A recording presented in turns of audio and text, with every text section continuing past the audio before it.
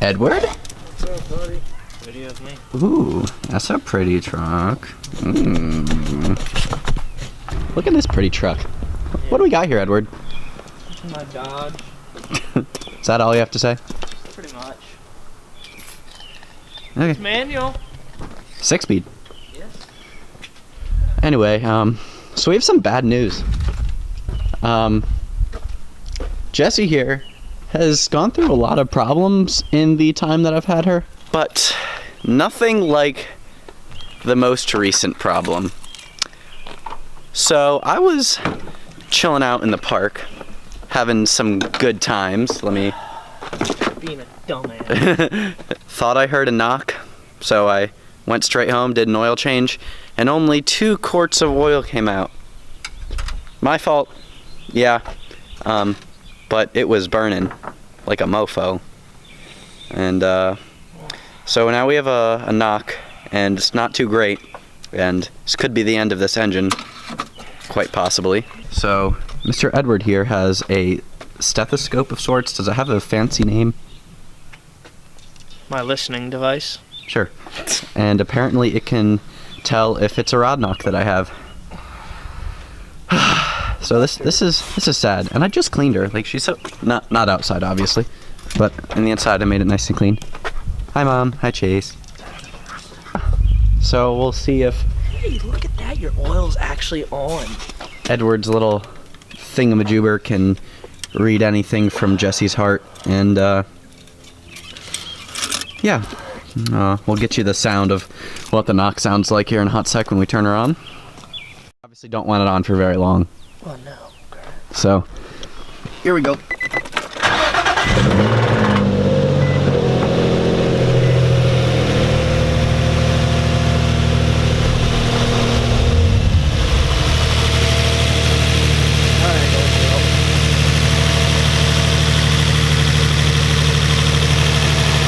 I'm actually not hearing the knocking that I heard before right now.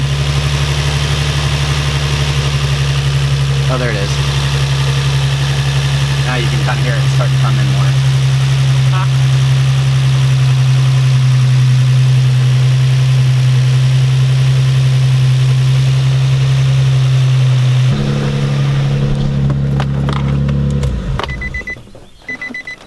Alright, now fire it back up.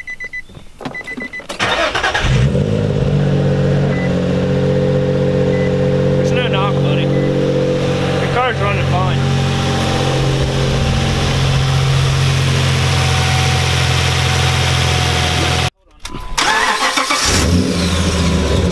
Ooh, so we didn't hear the knock right then on the car, but I showed Edward the video that I took right when I got the sound, and that, he said, sounded like a rod knock.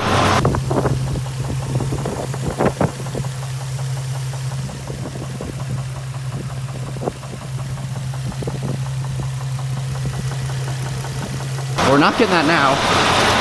So he's listening to his 5.7 Hemi here.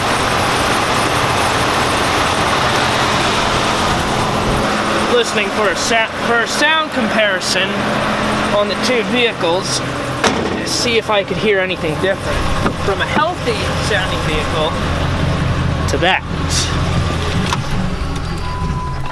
And no, there isn't really much of a sound difference, minus you have a lot more injector noise than I do.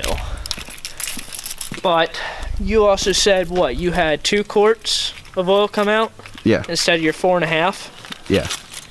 Well, what could have happened was, when you're low on oil, your oil pump is not going to get as much oil up to all your components up high. Like your valves, your rods. It's not going to properly lubricate everything. So it's going to dry up. And what a knock or a tick is technically a dry spot. Or a dried component. And sometimes it can be a broken component. But I've had a case where I had low oil and my truck knocked and it was just dry components. If you can get oil to it fast enough, you won't dry, like everything will get re-lubricated and you won't break. So the fact that I caught it right when it started and immediately did an oil change could have saved this engine. You might have saved your engine. Maybe. I would say my diagnosis would be baby it for right now. Well, she's not getting driven. In the next days, she's being taken to FAST in Westchester to get the professional diagnosis. It's going to cost a lot, but I think it's worth it. I would agree. From people that know these cars well. Yeah. And aren't a dealership that are just trying to steal your money. My forte is trucks. No. They're probably going to tear it down. Yeah, and it's going to cost a shit ton of labor, but better it's than a new engine. Than if it is a valve, and it's a dried valve or a busted rocker, they can replace that instead of putting an entire engine in when it was just a teeny tiny part. Yeah. Engine components beats entire engine.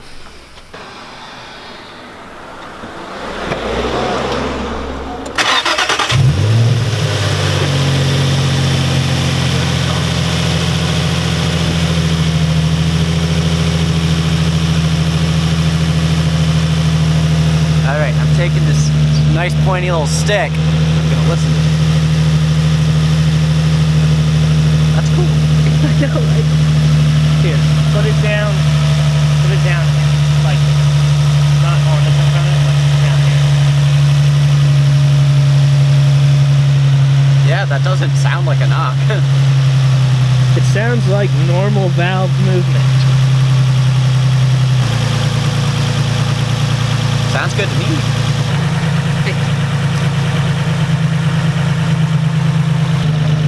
Let's get her off to Westchester in a day or two here, so nothing sounds bad anymore. But we both kind of are in agreement that just because it doesn't sound bad doesn't mean there's something not bad.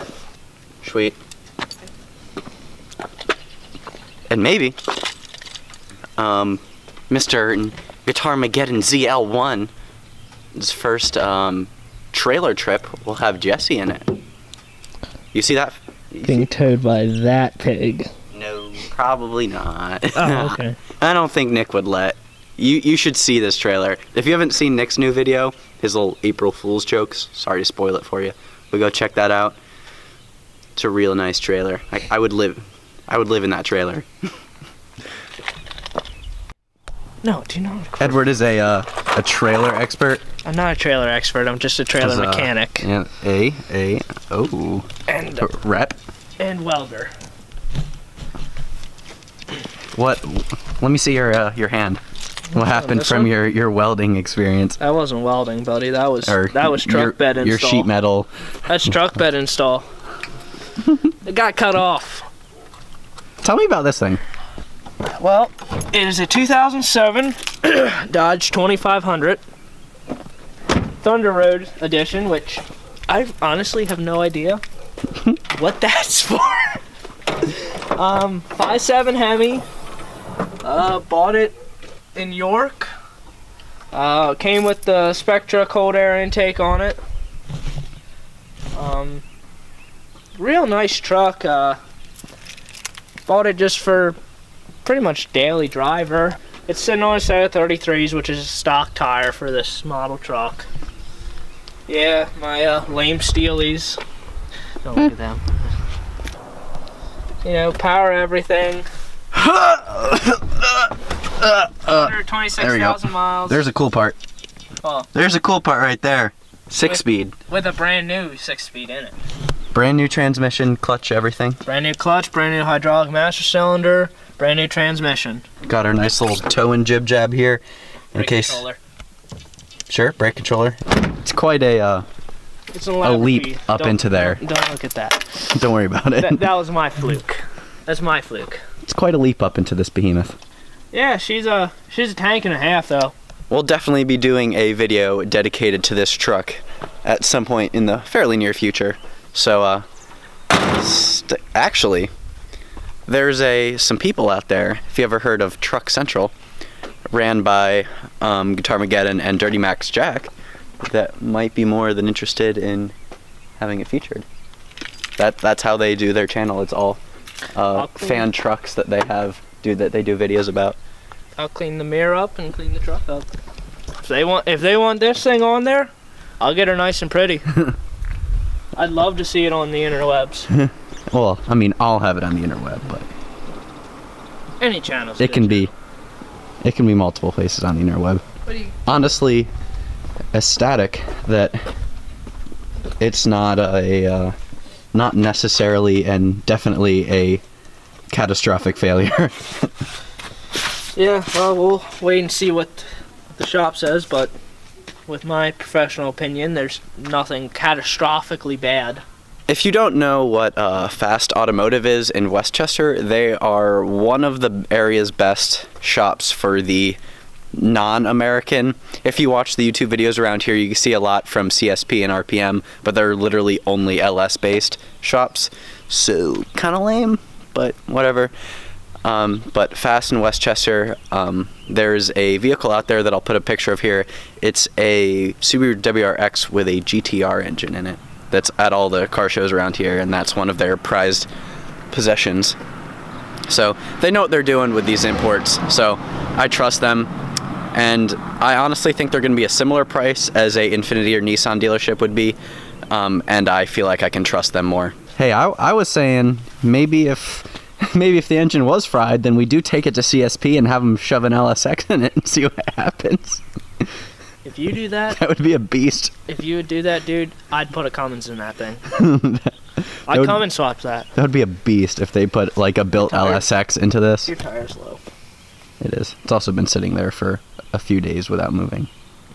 Alright guys, so end of this video. Stick around for some more videos on this truck, and stick around to see what happens with Jesse and how this whole situation progresses.